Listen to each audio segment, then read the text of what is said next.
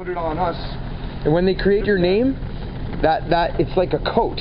It's like an object. And when a police officer comes up to you and says, "Do you understand the charges?" and you say, "Yeah, sure," or you take the ticket or anything like that, you've just accepted responsibility and saying that I, a human being, will represent the person that he's referring to. That person, which is actually a corporation, which is actually like a jacket that was created at when your parents registered you. And we've all just been playing into that. Whereas if you know your rights, you can say, we live in a common law jurisdiction, and it doesn't count. See that? See my name in capital letters? Yeah. That's not me. That's the person they've created. I am Frank of the Gotts family. I'm not Frank Gotts. You don't have a last name. See, if this ain't in my pocket and a cop tries to give me a ticket, they legally cannot, because I haven't. They can only give you ticket if you represent that person. Yeah. See, people get confused. That's another thing. A person in the law dictionary is defined as a corporate fiction, and a country is defined as a corporation. So a corporate fiction means it's not real. That means a person means it's not real. And a human being defined under there is one that cannot own property. They create this simply so you can point to it. We can point to it. This is a representation, so here it exists. And then you get tricked into saying, oh yeah, this is me. But no, it's just a representation. The capital letters there, that might as well be the numbers. They just put that so we can pronounce the person in something that sounds similar to our name. And it's pretty fucked up.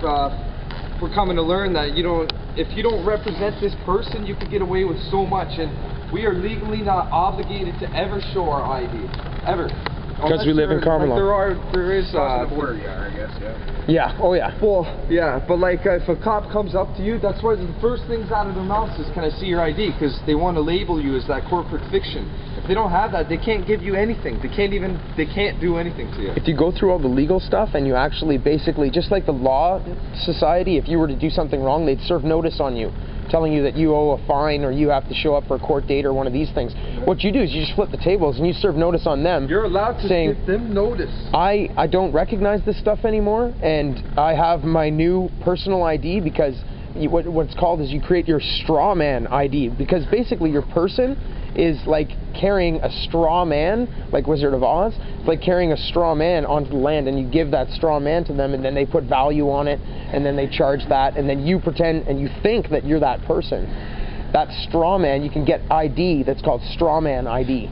So basically, right then at that point, you're with your ID, you're even saying, no, this is an object that we're pretending exists, so that for the purposes of commerce. And that commerce is for us to come on land and all that sort of stuff. But the thing is, you are the one representing that person or that straw man now, as opposed to when your parents registered you, they begged, submitted, and applied for representation from the government and the law society to represent you as a child. And most people die at 80 years old not even knowing that their whole life they were not a person. They were actually a human being, and they were not subject to all of the laws. Like marijuana, like you can smoke marijuana. There is no proof on the books that it harms, vandalizes, or steals anything from any other person.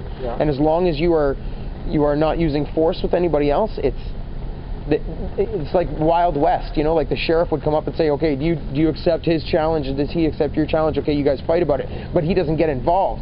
But if one guy says, no, I'm not accepting of this challenge, then the sheriff will support him. Because it's all about upholding the peace. Right. It's all gonna freaking come out real soon, and it's gonna be awesome. Well, I would like to hear you on the radio. Yeah, I'd like a friend of mine actually. I'll give him this. Please do. Yeah, right on. Please do. Nice to meet you. Yeah, I'm Keith. I'm Max. Max. Nice to meet you. This is Frank. Frankie. Frank. And that's really who you are. Yeah, actually, my name's Matthew Rasico, and I call myself Max Radico, though. And that's Zach DeBunker.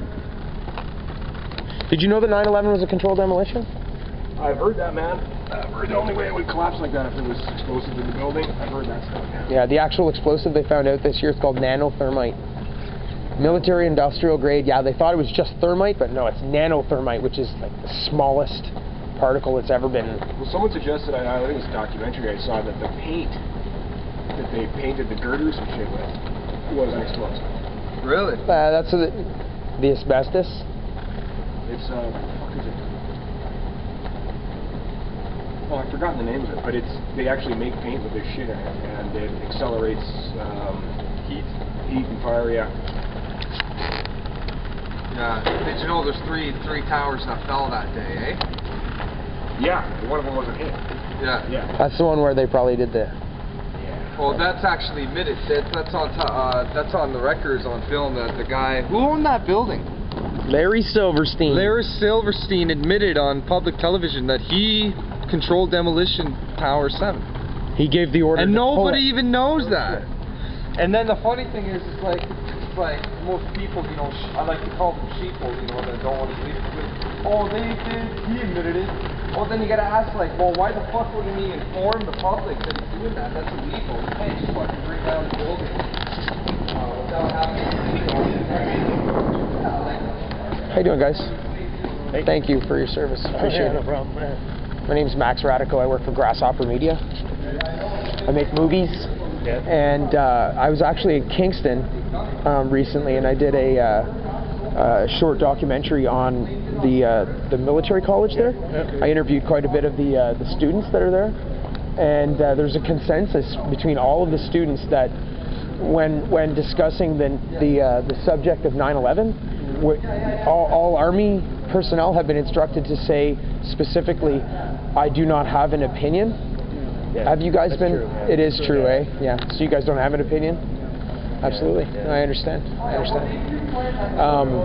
But I can still talk to you about it. I'll just do it in a format of just expressing some of the things that I know for sure, as opposed to asking you questions, which is usually the format. 3 buildings fell that day. The third building that fell that day was the Solomon Brothers building. It was where Mayor Rudolph Giuliani's office was, and CIA headquarters. Also on April 10th of this year, there was a scientific study that was released. It was an 18-month peer-reviewed scientific study of 6 different samples of the dust from that day from all around the city, and within that dust they found nanothermite. Nanothermite has never been before seen. Also the molten lava. There's all sorts of different things, like it's pretty obvious now. It's been on CBC and a whole bunch of other different things about the movement that started because of this. I actually have a really good friend who's in the military with you guys now too. He's not on the record yet, but he's going to be joining Grasshopper Media down the road to help us reach the truth, because he's been in the military with you guys. He's served in Afghanistan twice now, and when he's there, he knows he's being lied to by his commanders. He knows he's being lied to by everybody else, and we support our troops 100%, 110%. We love you guys for what you do, and we want you all to know that we support you, and most especially if we're doing something that's genuine. And thank you again. Yeah. Yeah, no problem. Take it easy, eh? Yeah. Don't work too hard. Yeah. Thanks. That being said, I just thought this. The mountains rise up from the bottom of the ocean, making me wonder, are they still in motion? If the lava bubbles up and still flows, will they reach heaven, do you suppose? Surrounded by salt water, just like a moat, they are so far away, you need a boat. Jagged rock and rough terrain, cloud covered and falling rain.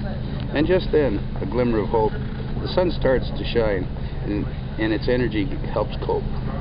Like a magnetic pulling, I have the desire to climb to the top and fly higher. I'd like to take this journey before I go, but in my heart, I already know. Sure as the mountains reaching up into the sky, I'll find out the day I die. That's beautiful. Thank you very much for that. You're welcome.